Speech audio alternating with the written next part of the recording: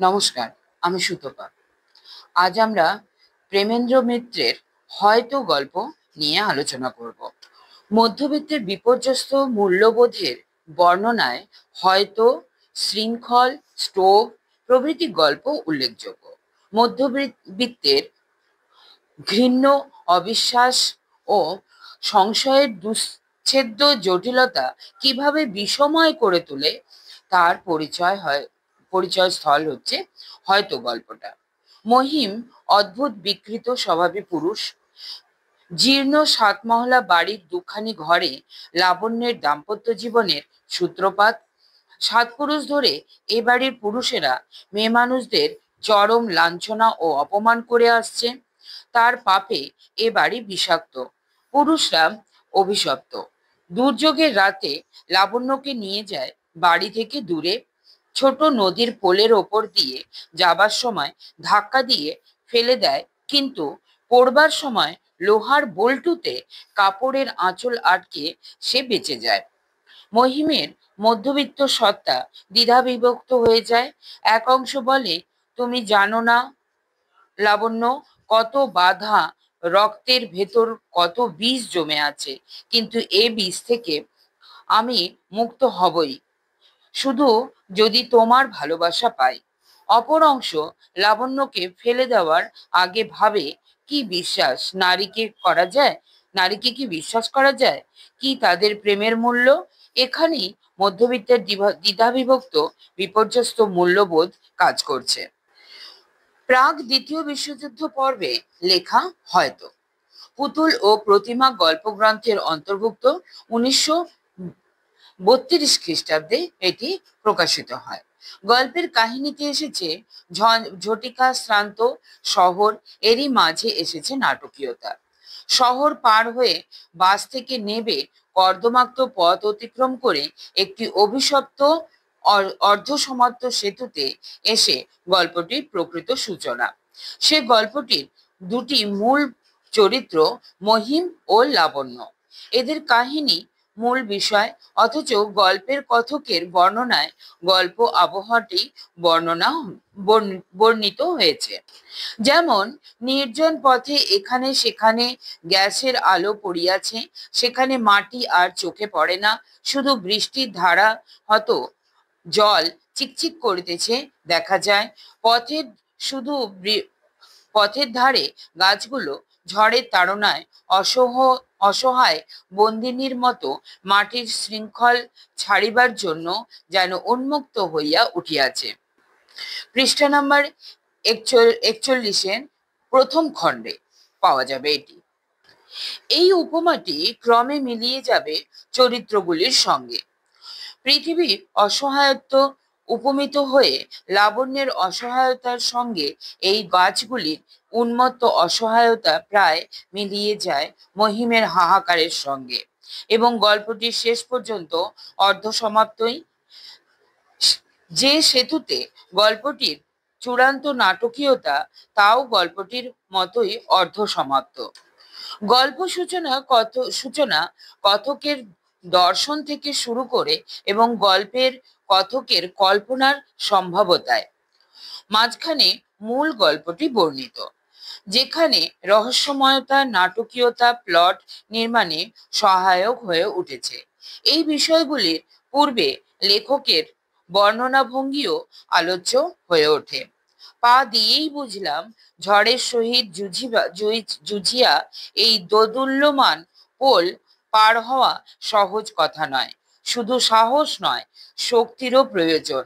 ঝড়ের বেগ খোলা নদীর ওপর এমন প্রচণ্ড হইয়া উঠিয়াছে যে প্রতি মুহূর্তেই একেবারে নিচে গিয়া পড়িবার সম্ভাবনা। লোকজন কেহই কোথাও নেই। এই জনহীন সেতুর ওপর অহংকার বিসর্জন দিয়া হামাগুড়ি দিয়ে গেলেই বা ক্ষতি কি? চিন্তা করিতে করিতে কিছু দূর অগ্রসর হইয়াছি, এমন সময়ে থমকাইয়া দাঁড়াইয়া পড়িলাম। টুকরো টুকরো বাক্যবিন্যাস যেন ঘটন প্রবাহকে এগিয়ে দিয়েছে। অন্ধকার ও জান্তব সত্তা যেন মিশে গেছে। মানব মনের অবচেতন এই অন্ধকার জৈবিক চেতনাকেই রসদ দেয়, যেখানে বুদ্ধি কল্পনার কোনো প্রশ্রয় নেই। অথচ সেখানে থমকে লেখক অনুভব করছে অস্পষ্ট দুটি মূর্তি, বাস্তব ও কল্পনার সংমিশ্রণে এইভাবে নির্মিত হয়েছে গল্পের পটভূমি। কিন্তু এরপরেই নাটকীয়ভাবে সূচনা, যা চূড়ান্ত হয়েছে ক্রমপর্যায়ে। একেবারে শেষে দেখা যাচ্ছে মেয়েটিকে নিশ্চিত মৃত্যুর হাত থেকে রক্ষা করছেন গল্পকথক। নাটকীয়তার পর্যায়গুলি এরকম: প্রথমত, কথক তরল অন্ধকার অস্পষ্ট মূর্তির আচরণ থেকে বিস্মিত বিস্মিত হয়েছেন। অনিচ্ছুক একটি মেয়ে কোলের ওপর আসতে চাইছে না এবং পুরুষটি তাকে আশ্বাস দিচ্ছে।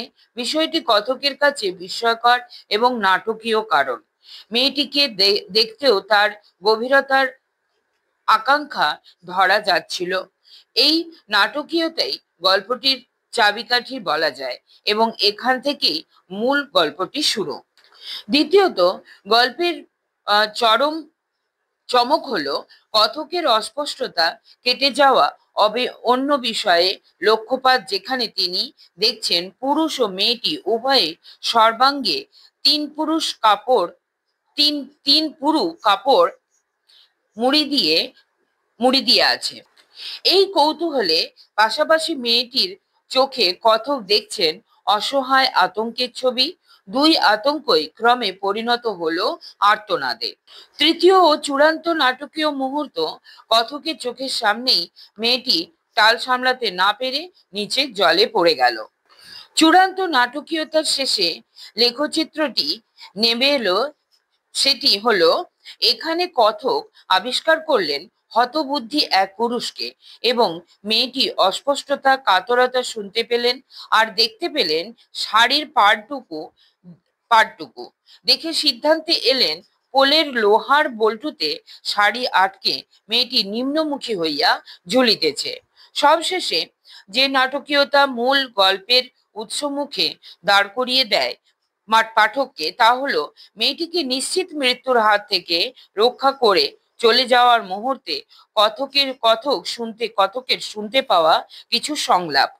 মেয়েটি বলছে, আমার যেন ঠিক মনে হলো তুমিই ঠেলে দিলে। আর ওই লোকটি বলছে, পাগল। এই সংলাপই মানব মনের জটিল অবচেতনের তলে নিয়ে যাচ্ছে গল্প এবং গল্পের পাঠককে। মূল গল্পে পূর্বেই নাটকীয় এই পটভূমি গল্পটিকে গতিদান করেছে এবং একটি পূর্ণাঙ্গ সম্ভারের প্রতি ইঙ্গিত করেছে। এই অস্পষ্টতা, সংশয়, মানব মনের অন্ধকার জটিল কোণকে নির্দেশ করেছে গল্প সূচনা এবং কথকের অভিজ্ঞতার গল্প শেষ না হতেই শুরু হয়েছে অন্য আরেকটি গল্প এবং সেটির জন্য সৃষ্টি হয়েছে ধ্বংসোন্মুখ প্রাসাদ, অন্ধকার প্রকোষ্ঠ এবং ভাঙা ইট কাঠের স্তূপ, জঙ্গলের সুড়ঙ্গ পথ এবং অন্ধকার পথে বহুদিনের সঞ্চিত শ্যাওলার ভ্যাপসা গন্ধ, ভারাক্রান্ত পথ প্রভৃতি। এই পথ ও পরিবেশে সৃজন গল্প বিষয়কেও যেন বর্ণিত করেছে। এই অন্ধকারময় বিবাহের পর লাবণ্যের চলা শুরু। এই গড়ন নির্দিষ্টতা পাছে সাতমহলা নিয়োগী বাড়ির সামনে এসে লক্ষণীয় যে এখানে কথক ও পরিবেশন বর্ণনায় কখনো চরিত্রগুলির সংলাপে গল্পটির বিষয়বস্তু এবং চরিত্রগুলি বুনেছেন লেখক। যেমন প্রথমেই মনে পড়ে বরপক্ষ, পুরোহিত, কন্যাপক্ষের পরিচারিকার প্রত্যুক্তি। পুরোহিত যিনি বলছেন, এ নিয়োগীদের 7 পুরুষের কোটা এ তল্লাটে জানেন না এমন লোক নেই। আর পরিচারিকার উক্তি, আর এরা কোথাকার আক্কুটে গো, জাত গোত্তর নেই, পাড়াপড়শি নেই, বিয়ে করবে তো এলো বরকনেকে বরণ করতে এলো না কেউ। শেয়াল কুকুরের বিয়েতেও যে এর চেয়ে বেশি নেম কানুন আছে। আবার ওই বাড়ির রহস্যময় নারী মাধুরীর সংলাপও অদ্ভুত, সেই চরিত্রগুলিকেও যেন বিশ্লিষ্ট করছে। প্রথমত, লাবণ্যের ফুলশয্যার রাত্রে মাধুরী বলছে, নে তাড়াতাড়ি দখল কর ভাই, আমি যাই। মানুষের মন তো মতিভ্রম হতে কতক্ষণ। এ যেন সামগ্রিক মানব মনকেই ব্যাখ্যা করছে। দ্বিতীয়ত, মাধুরী বলছে, পালাবি বল, সব বন্দোবস্ত করে দিই তাহলে। বাড়িটির চরিত্র এবং পূর্ব ইতিহাসও আবঝা হলেও ধরা পড়েছে। তার প্রতিটি সংলাপই যথেষ্ট অর্থবহ হয়েছে।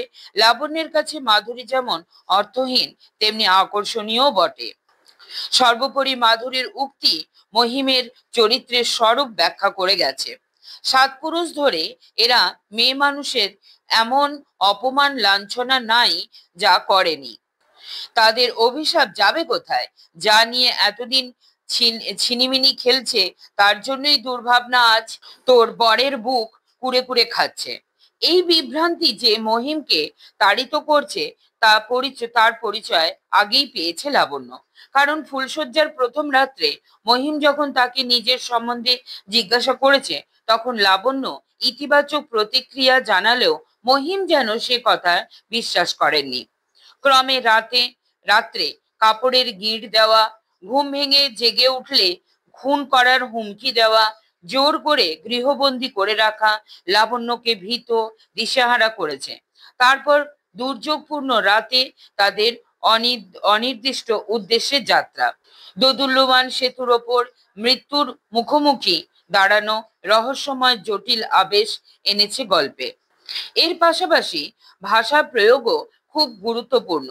মিথ গঠন বা ভাঙন প্রভৃতি চরিত্র ও গল্প বিষয়ে উভয়কেই প্রভাবিত করেছে। যেমন মাধুরী লাবণ্যকে তুলে ধরেছে লক্ষ্মী পেঁচা বলে। লাবণ্যের শিষ্ট শান্ত রূপ বোঝাতে মিথের ব্যবহার এখানে লক্ষণীয়। আবার পিসিমা যেমন বাড়িটির মতোই বীভৎস জরাজীর্ণ, তাই এখানে সে উপমিত হয়েছে। শকুনির মতো শীর্ণ বিভৎস মুখের কান্না সঙ্গে তার সঞ্চিত ধনরত্ন যেন লাবণ্যের মনে হয়েছে অন্ধকারে তা মূল্যবান পাথরগুলির হিংস্র সরীসৃপের চোখের মতো ক্রূর দৃষ্টিতে তাকিয়ে রয়েছে। পিসিমার বীভৎস বিকৃত ইতিহাসের প্রতীক আর ধনরত্নের অভিশাপ শীতল হিংস্রতায় স্পষ্টতায় সরীসৃপ বলে উল্লিখিত। মহিমকে কুড়ে কুড়ে খাচ্ছে দুর্ভাবনা। তার দুর্ভাবনা কীট দংশনের মতো নিভৃত, অথচ জীবন্ত ও বহমান।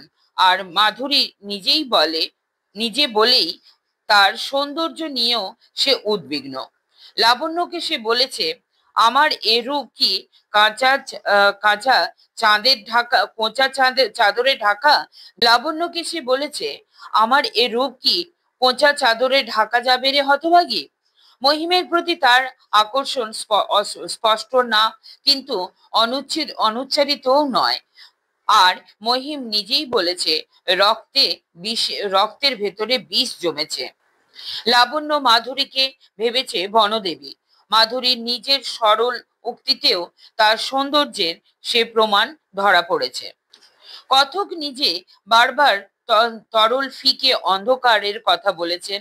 গল্পবস্তুতে ছোট ছোট বাক্য বারবার এনেছেন গভীরতা ও গতিময়তা। যেমন, গভীর দুর্যোগ রাত্রি, এমন সময় পেছনে অমানুষিক চিৎকার শুনিয়া চমকাইয়া ফিরিয়া দাঁড়াইলাম, সর্বনাশ। শাড়ির প্রান্তটুকু চোখে পড়িল।